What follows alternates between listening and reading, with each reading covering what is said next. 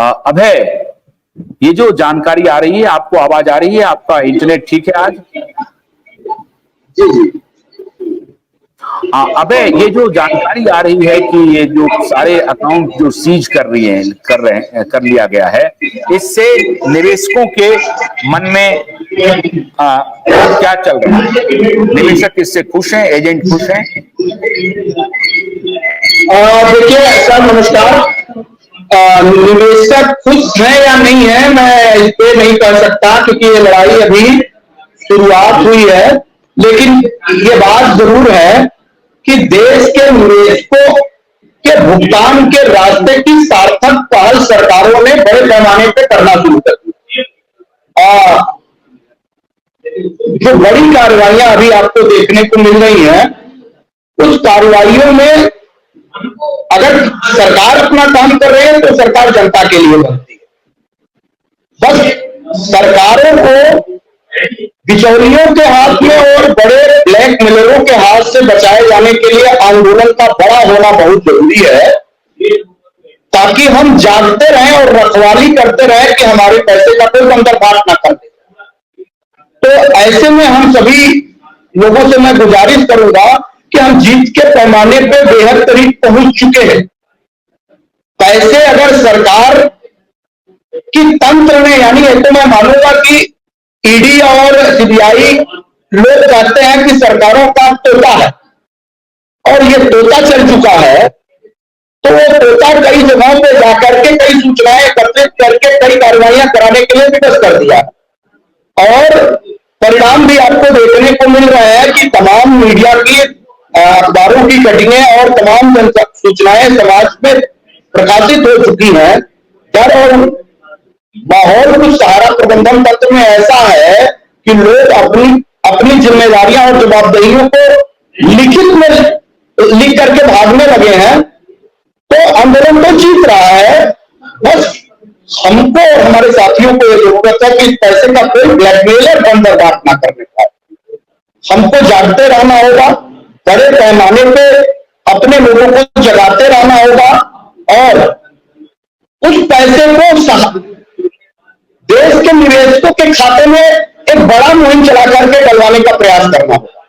अगर हम चुप बैठे रहे, अगर हम लोगों ने कोई बड़ी सार्थक पहल नहीं करी, तो भाग के 3 पार्ट हो जाएंगे। धीरे धीरे वो सारे पैसे आए तो हैं, लेकिन पीछे के रास्ते में बड़े ब्लैक मनी को व्हाइट मनी वाले करने के चक्कर में जो लोग लगे हैं, पीछे के रास्ते से वो पैसे ले लेंगे, निवेशकों के हाथ में कुछ भी नहीं है।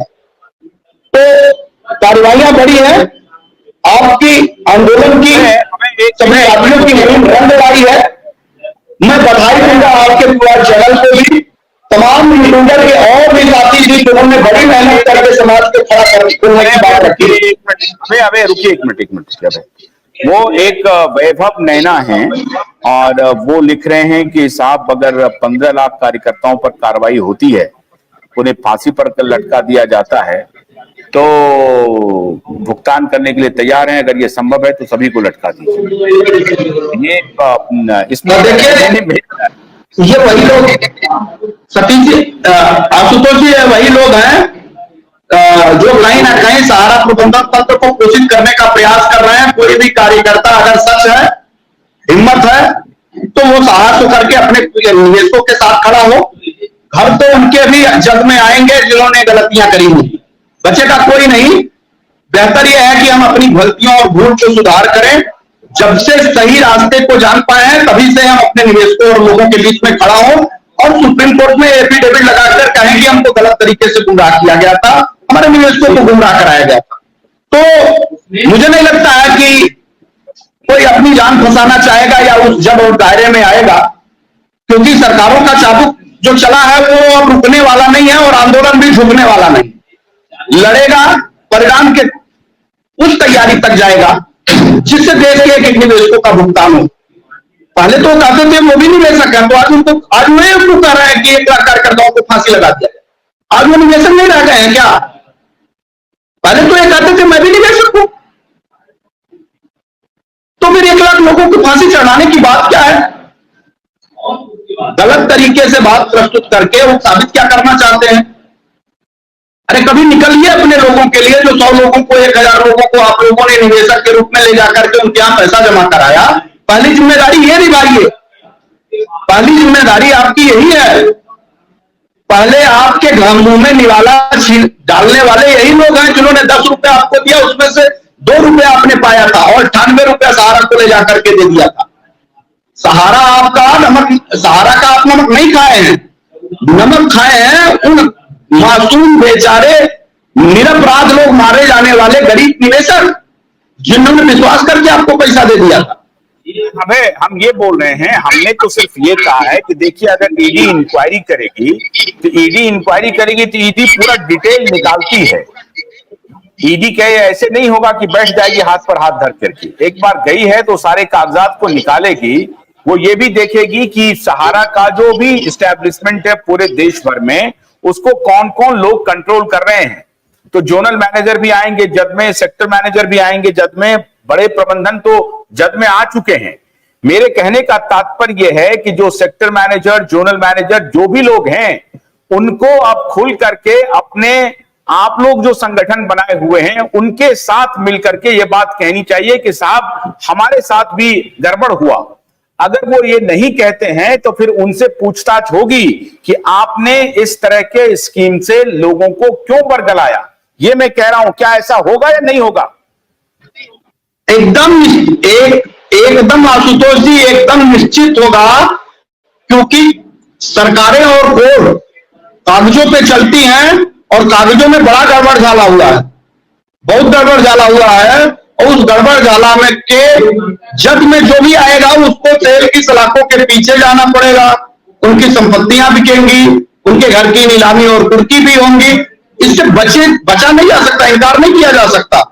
और ये मान के चलिए कि ईडी अपनी पूरी कार्रवाई कर रही है। हम लोगों को ये लग रहा था कि ईडी ने जो है अभी विगत कुछ दिनों में कार्रवाइयां करना शुरू किया है, ये लग रहा था ना, लेकिन हमने आज उनका एक लेटर देखा है। अब मैं उसको भी आपको प्रस्तुत करूंगा। ये कार्रवाइयां 2021 से बड़े पैमाने पर चल रही थी और तमाम सबूत इकट्ठे किए जा रहे थे। याद करिए कि हम लोग जंतर मंतर पे जब खड़े थे 5, 6, 7 अगस्त को, उसी के बाद सुप्रीम कोर्ट की डेट आनी शुरू हो गई और उसी के बाद ज्येष्ठ बड़ी कार्रवाइयां होनी शुरू हो गई है। उसका कागज हमारे पास आ चुका है। 2021 से ही ईडी तमाम कागजों को खंगाल रही थी और इस मुद्दे पे आज ही नहीं पहुंची है कि आज ही बड़ा मामला हो गया है। इस मुद्दे पे पूरी तरह से गहनता करने के बाद ही बड़े एक्शन की इंतजार कर रही थी सरकार, और सरकारों को भी इन लोगों ने बड़ा छकाया। सरकार भी ये चाहती थी कि 5000 करोड़ रुपए दे देंगे तो सरकार का बोलबाला हो जाएगा, मिशन 400 कामयाब हो जाएगा। लेकिन बीच रास्ते में इन लोगों ने बड़ा जो खेला कर दिया उसको अमित शाह समझ गए। इसी नाते लगभग 1 लाख होल्डिंग बनाए गए थे मध्य प्रदेश के चुनाव में, उसको पब्लिश करने के लिए कि सहारा के पीड़ितों के लिए 5000 करोड़ रुपए जारी किया गया। जैसे ही इन लोगों का गड़बड़ झाला समझ में आया, ये तो मामला और गड़बड़ झाला है, पैसा बंट नहीं सकता, सरकार की किरकिरी हो सकती है, वो होल्डिंग उन्हीं के कार्यालयों में आज भी पड़ा हुआ सड़ रहा है। सरकार ये बात समझ गई थी, सरकार ये समझ गई थी कि ये सीआरसीएस के अधिकारियों के साथ मिलकर के खेला भी कर रहे हैं।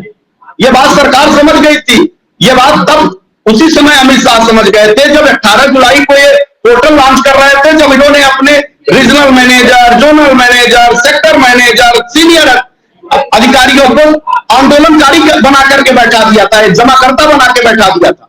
उसी समय अमित शाह ने स्पष्ट 2 बार कह दिया था कि निवेशकों को ही पैसा मिलेगा।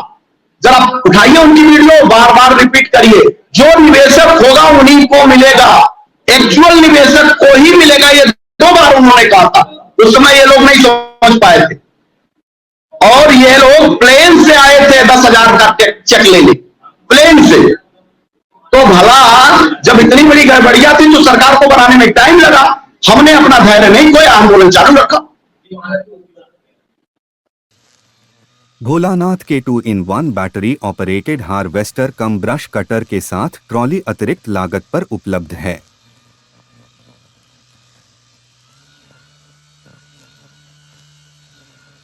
अधिक जानकारी के लिए कृपया दिए गए नंबर पर कॉल करें।